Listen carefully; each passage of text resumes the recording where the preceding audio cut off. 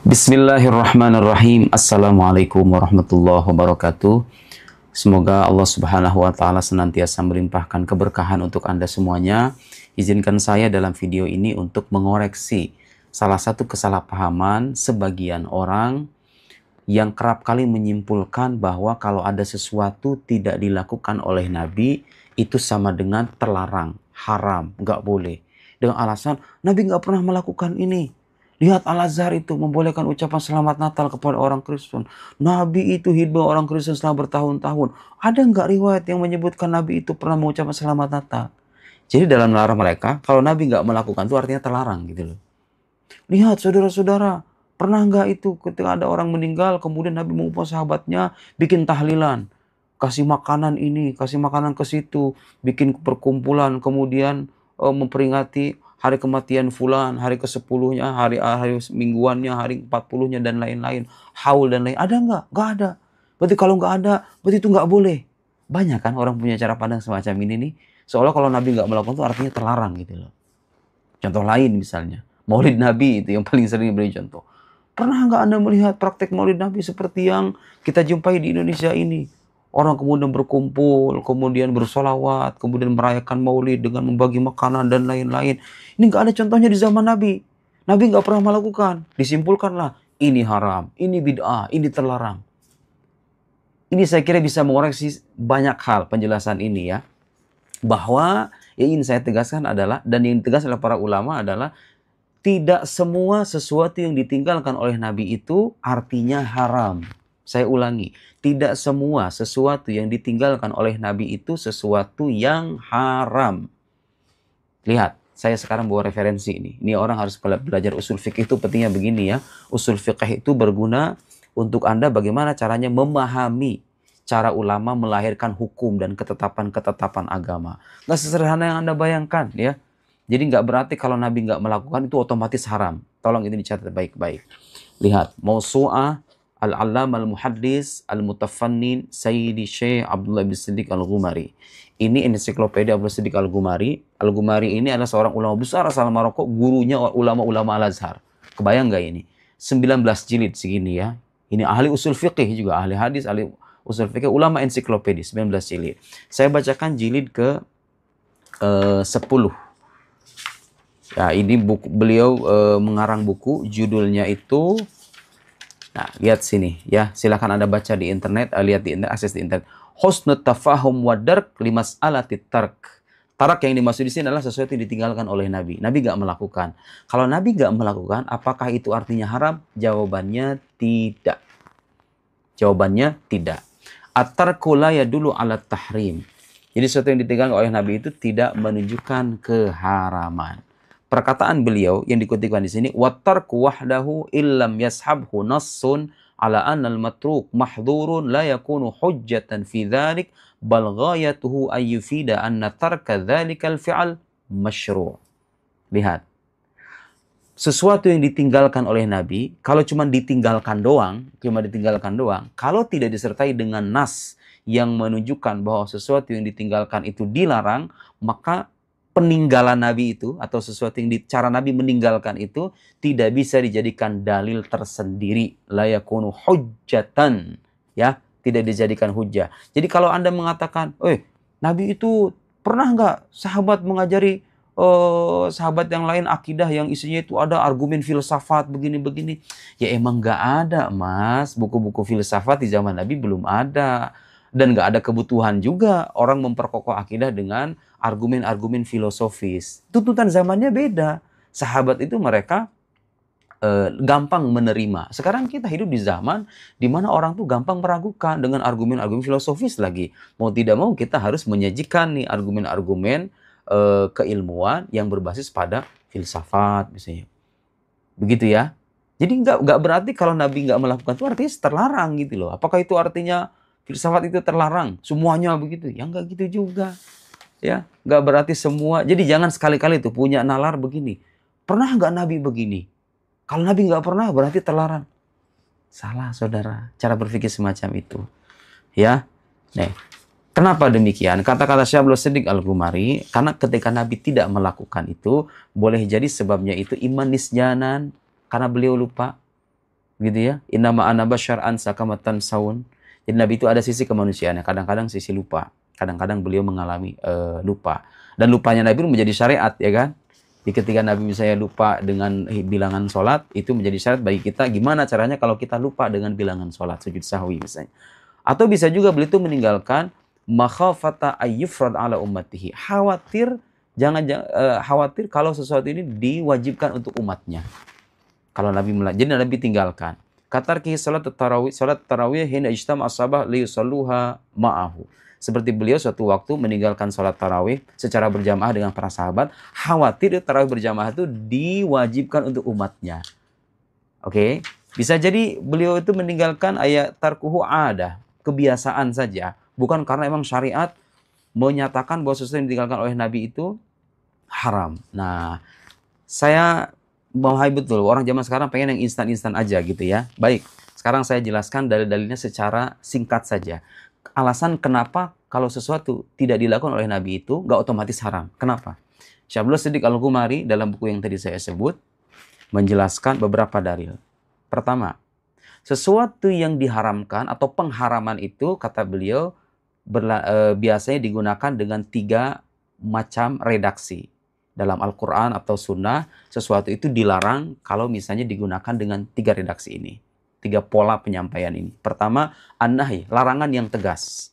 La taqrabuz zina, jangan dekati zina. Ini larangan tegas. Berarti sesuatu itu terlarang gitu loh. Kemudian, atau lafdut tahrim, atau lafad yang menunjukkan pengharaman. Hurrimat alaikumul maitah. Diharamkan kepada kalian bangkai. Kemudian, atau dhammul fi'al awit tawa'ud alaihi bil iqab, atau mencela suatu perbuatan atau mengancamnya dengan siksaan. Man ghasya falaysa minna. Barang siapa yang menipu bukan bagian dari kami. Nah, ini contoh-contoh larangan. Wa tarku laysa wahidan min hadhihi thalatha. Sementara sesuatu yang ditinggalkan atau peninggalan itu tidak masuk dalam 3 kategori ini. Larangan bukan, tidak ada lafaz pengharaman juga tidak ada ancaman. Karena itu nggak bisa Anda menyimpulkan kalau sesuatu tidak dilakukan oleh Nabi itu otomatis haram. Argumen yang kedua, Al-Quran menyebutkan وَمَا أَتَكُمُ الرَّسُولُ فَخُذُوهُ وَمَا نَهَاكُمْ عَنْهُ فَانْتَهُوا. Apa yang disampaikan oleh Rasul, maka ambillah. وَمَا نَهَاكُمْ, dan apa yang dilarang, yang beliau larang, fantahu, maka tinggalkanlah. Walam yaqul وَمَا تَرَكَهُ فَانْتَهُوا. Al-Quran tidak menyebutkan apa yang ditinggalkan oleh Nabi, tinggalkanlah. Enggak. Al-Quran mengatakan apa yang dilarang oleh Nabi, bukan yang ditinggalkan oleh Nabi. Karena yang ditinggalkan oleh Nabi tidak selamanya berupa keharaman. Paham? Al-Quran menyebut apa yang dilarang oleh Nabi tinggalkan. Tapi kalau ditinggalkan sama Nabi gimana? Apakah otomatis haram? Enggak. Dalil yang ketiga. Qala Nabi sallallahu alaihi wasallam dalam sebuah hadis, "Ma amartukum bihi fa'tu minhu." Apa yang aku perintahkan kepada kalian, fa'tu minhu mastata'tum. Kalian lakukan semampu kalian. Wa ma nahaitukum anhu fajtanibu, dan apa yang aku larang kepada kalian fajtanibu, maka hindarilah. Lihat, walam yaqul wa ma taraktuhu fajtanibu. Nabi enggak mengatakan apa yang aku tinggalkan hindarilah. Nabi enggak mengatakan apa yang aku tinggalkan, tapi apa yang aku larang. Jadi untuk mengatakan ini haram itu Anda harus punya dalil juga. Ayo, ada nggak dalil yang menyebutkan bahwa perayaan Maulid itu haram misalnya? Ada nggak? Nggak ada. Oke? Kemudian al-usuliyun rabi'uha, argumen yang keempat, al-usuliyin, para ahli usul fikih, arrafus sunnah, mengartikan sunnah bi annaha qaulur Rasul sallallahu alaihi wasallam, perkataan Rasul sallallahu alaihi wasallam, wa fi'luhu, dan perbuatannya, wa taqriruhu, dan pengikrarannya. Walam yaqulu wa tarkuhu. Mereka tidak menyebutkan apa yang ditinggalkannya. Li'annahu laysa bidalil, karena apa yang ditinggalkan Nabi atau cara Nabi meninggalkan itu tidak bisa menjadi dalil tersendiri. Saudara-saudaraku, karena itu jangan gampang menyalahkan ulama ya. Jangan dengan alasan, lihat, nggak pernah contohkan sama Nabi. Ulama ini ngada-ngada dalam agama. Yang dilarang mengada-ngada dalam agama itu, Anda misalnya menambah sholat zuhur yang tadinya 4 menjadi 8. Itu nggak boleh karena nggak ada dasarnya. Kalau bid'ah yang ada dasarnya, sekarang saya beri contoh, tahlilan. Memang nggak ada prakteknya kayak begitu. Tapi ada dasarnya nggak itu praktek kayak begitu? Ngasih makan orang. At'imut to'am. Jelas itu perintah hadisnya. Berikan makan kepada orang lain. Membaca Yasin dalam tahlilan. Iqra' Yasin ala mautakum. Ada hadisnya kan? Ada landasannya kan? Coba, baik nggak itu? Memberi makan, kita baca Quran bersama-sama, zikir bersama. Baik apa enggak? Udhkurullaha dzikran katsira. Berzikirlah kepada Allah sebanyak mungkin. Perintah Al-Quran kan? Hanya saja model prakteknya berbeda gitu loh. Jadi dilarang apa enggak tahlilan? Enggak. Maulid Nabi Sallallahu Alaihi Wasallam. Agama mensyariatkan nggak supaya kita mencintai Nabi? Oh, sangat. Prakteknya beda-beda. Di zaman sahabat belum ada kayak begitu. Ya nggak apa-apa. Sesuatu yang ditinggalkan dan tidak dilakukan oleh Nabi bukan berarti haram. Ya, kalau Anda ngotot mengatakan haram, ayo mana dalilnya? Mana nas? Mana teks syar'inya? Contoh lain tuh, suka yang difitnah itu. Ulama Al-Azhar itu fatwanya Darul Ifta. Membolehkan ucapan tahniah atau ucapan selamat kepada orang non-muslim, dalam ini Kristen, dalam hari perayaan mereka. Itu pengucapan tidak disertai pengakuan akan keabsahan agama mereka, ya. Jadi masuknya dalam ranah muamalah. Nah, dulu, di zaman dulu, di kitab-kitab fikih ulama dulu memang diharamkan karena, seperti yang pernah saya jelaskan di satu podcast, pengucapan itu setara dengan pengakuan. Di zamannya orang memahaminya begitu. Silakan Anda cek itu. Penjelasan Habib Ali Jifri, penjelasan Mufti Mesir, dari mulai Nasad Farid Wasil, Syauqi Alam, Dr. Ali Jum'ah, ya dengan guru-guru kami di Al-Azhar, itu biasa tuh kalau seandainya perayaan Natal Kristen Koptik, mereka mengucapkan selamat. Nggak ada contohnya nih di zaman Nabi nih. Kok gampang banget ya nyalahin ulama itu. Dikira ulama itu nggak paham Al-Quran dan Sunnah. Ya, dulu itu maknanya begitu kalau mengucapkan itu. Sekarang zamannya sudah beda. Pengucapan itu hanya sebatas basa-basi saja, mujamalah. Saya sudah sertakan fatwanya dalam satu podcast dengan Mas Hari Untung. Silahkan Anda search di YouTube. Nah, karena konteks pemanaannya sudah berbeda, maka hukumnya pun berbeda. Ulama sekarang melihat pengucapan itu bagian dari albir, berbuat baik kepada orang non-muslim. Dan nggak ada tuh orang mengucapkan selamat Natal, apalagi yang paham agama, sambil membenarkan agama Kristen. Ya kalau membenarkan, iya benar, salah gitu ya. Kalau sambil membenarkan agama mereka, itu salah, itu jelas terlarang. Makanya kita perlu memahami sudut pandang orang ya. Orang yang mengharamkan ini kenapa sih alasannya? Kadang-kadang ada benarnya juga. Karena bagi mereka mengucapkan itu selama dengan mengakui, sudah. Tapi Anda belajar dong, membuka sudut pandang lain. Oh, ada juga ulama yang memahaminya nggak begitu. Terima itu pendapat ulama juga. Ada nggak dasarnya albir kepada non-muslim? Ada. Di mana? Di Al-Quran. La yanhakumullahu 'anil ladzina lam yuqatilukum fid din wa lam yukhrijukum min diyarikum an tabarruhum wa tuqsitu ilaihim. Ya Allah tidak melarang kalian pada orang-orang yang tidak melarang kalian dalam urusan agama, tidak mengusir kalian dari tempat tinggal kalian untuk berbuat baik kepada mereka. Lihat, ini dasarnya ada dalam ayat Al-Quran. Kemudian ada lagi ayat Al-Quran yang menyebutkan wa idza hayyitum bi tahiyyatin fahayyu bi ahsana minha aw rudduha. Jika kalian diberikan penghormatan, maka berikan penghormatan yang lebih baik. Ulama ada yang memahami bahwa pengucapan itu bagian dari penghormatan sosial saja. Nggak ada sangkutnya dengan keyakinan. Anda nggak setuju dengan pendapat itu, nggak jadi masalah. Tapi coba belajar menghormati ijtihad ulama. Karena bagaimanapun mereka itu bukan cuma mengutip Quran, saudara. Kalau cuma ngutip-ngutip, itu gampang. Ngutip-ngutip apalagi nanya, ada nggak contohnya di zaman Nabi? Tapi masalahnya melahirkan hukum agama itu nggak segampang itu. Ada metode keilmuan yang kadang-kadang kita nggak pahami. Belajar dong. Berbaik sangka kepada ulama. Begitu ya. Nah itu sudut pandang yang berbeda. Anda tidak setuju dengan pendapat itu nggak jadi masalah. Tapi kita perlu belajar melihat cara pandang ulama lain dengan metode keilmuan yang mereka rumuskan. Jadi kesimpulannya, dan sekali lagi, saya mengatakan begini, mengajak orang, ayo kita rame-rame ucapan selamat. Bukan.